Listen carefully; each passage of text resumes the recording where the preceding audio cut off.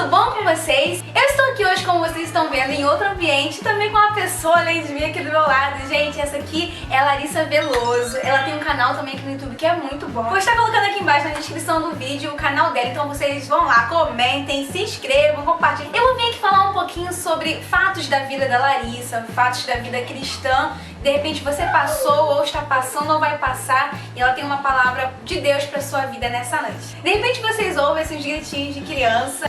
Meus filhos. Tem uns filhotes assim lá pelos cantos da casa, então vocês vão ouvir assim, então não liguem, as crianças não estão sendo maltratadas. Elas estão sendo cuidadas, tá? A gente não está largando elas lá. Esse gritos é de felicidade. É, de felicidade. Então vamos começar. A minha primeira pergunta é sobre casamento. Quando que você teve a certeza de que ele era o homem da sua vida, assim, um homem realmente de Deus pra sua vida?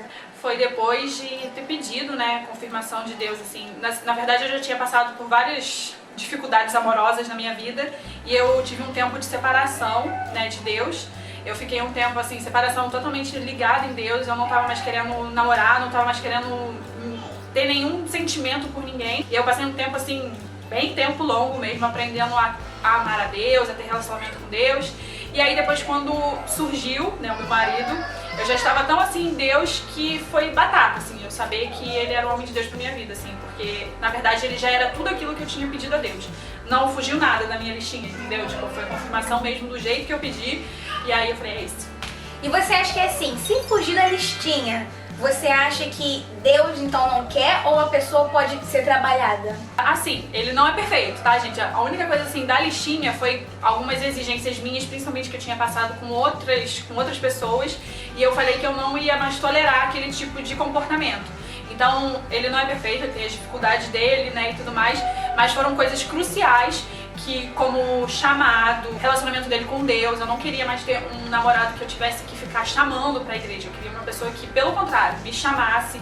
Então essas coisas foram esses levantamentos, não foi nem assim físico, eu não botei nada físico, eu botei muito a nível de caráter, que eram coisas de caráter que eu estava correndo, então eu não abri mão. Gente, então façam uma listinha pra Deus, que dá certo, vocês estão vendo que dá certo. Verdade. E quanto tempo você namorou? Quanto tempo, como foi o casamento? A gente namorou mesmo 11 meses só.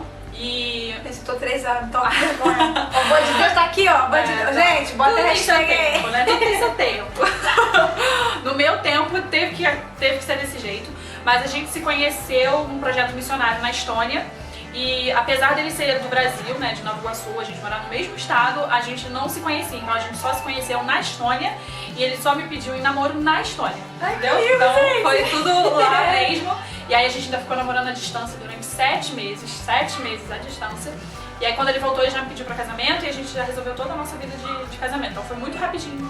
E depois que ela casou e tudo mais, ela passou por um processo difícil que muitos passam na vida, que ela até conta num vídeo sobre isso, que ela teve depressão. Então eu queria que você falasse assim, como você descobriu, como você... Parece lá em casa, assim mesmo, lá em casa, com os vizinhos, Lá em casa é cachorro.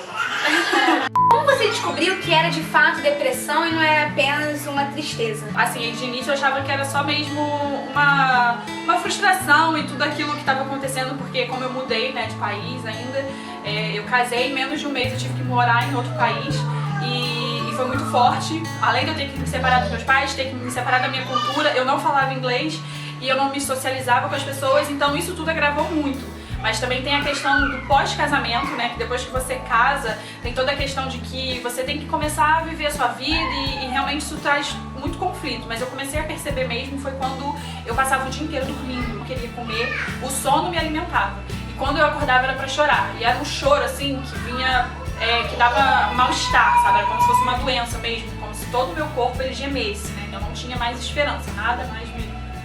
quero acordar pra viver isso. Não me dava, não tinha esperança nenhuma.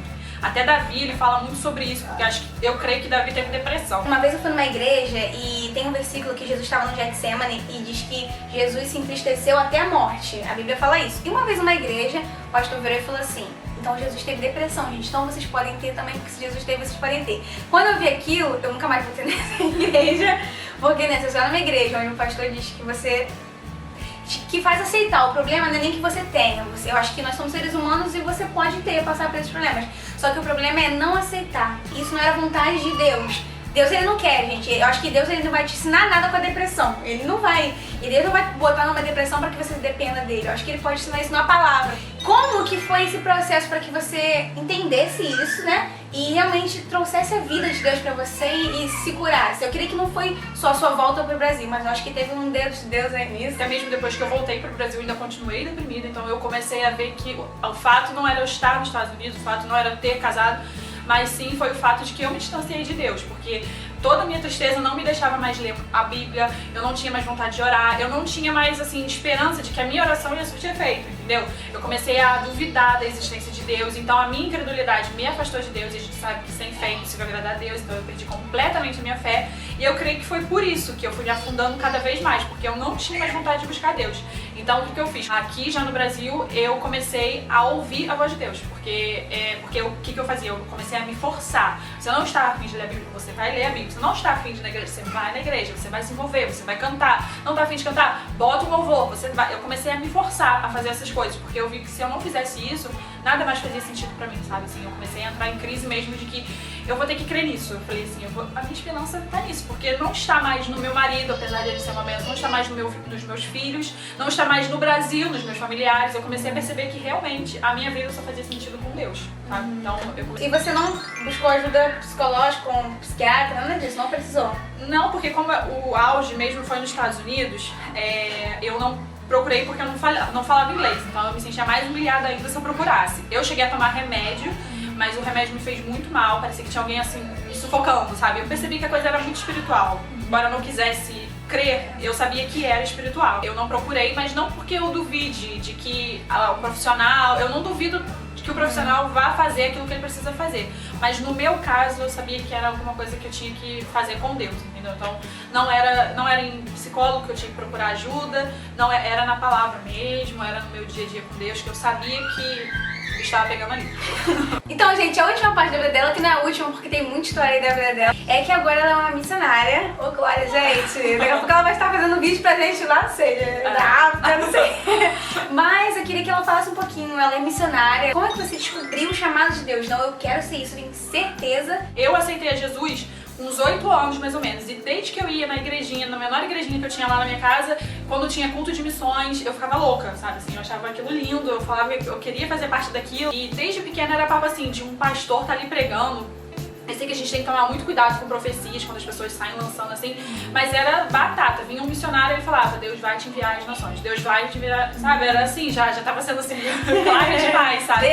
Tô falando, você tá escutando. E eu sabia, só que eu nunca tive oportunidade, né, porque a gente sabe que a gente precisa também bancar algumas coisas, e eu não tinha, eu tinha trabalho, eu tinha faculdade, até que no meu último período de faculdade eu me envolvi num projeto missionário, e aí Deus moveu céus e terra pra me levar até a Estônia, que foi até onde eu conheci meu marido, mas só foi isso aos 20 anos, entendeu? Mas eu passei a minha adolescência inteira querendo, eu sempre fui líder de jovens, sempre trabalhei com isso, mas assim, eu participava de projetos missionários aqui no Rio de Janeiro, né, às vezes em comunidades carentes, essas coisas eu sempre participei, mas meu sonho e meu desejo, meu coração ardia para as nações, né, apesar de morrer de medo de avião.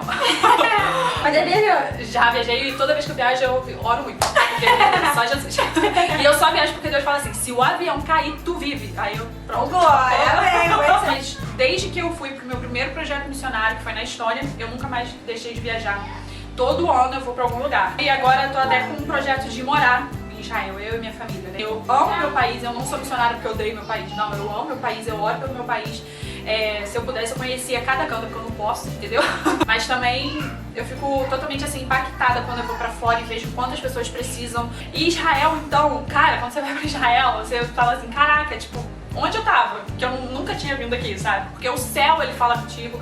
E lá em Israel não é aquela questão de missão, mesmo porque lá você não pode fazer missão, você não pode evangelizar as pessoas, mas a gente vai muito lá pra orar, pra interceder, pra clamar o reino de Deus naquele lugar. Quando a Larissa fizer um encontrinho, já sabe onde vai ser, né, pessoal? Vai ser em Israel. Vai ser, lá no Mar da Galileia, todo mundo. Tá bom, Lari. Eu amei sua presença aqui no canal. Gente, não esqueçam de passar no canal dela, que é uma bênção. Eu espero que você volte outras vezes aqui, ou eu volte aqui, porque não é minha casa. Mas vai... Então, mas eu espero que você volte outras vezes. E vocês também, se vocês gostaram, dá um gostei aqui pra gente. Não saia daqui também sem se inscrever no meu canal e também se dá uma passadinha lá no canal dela, tá bom? Um beijo no coração de vocês, fiquem todos com Deus e tchau!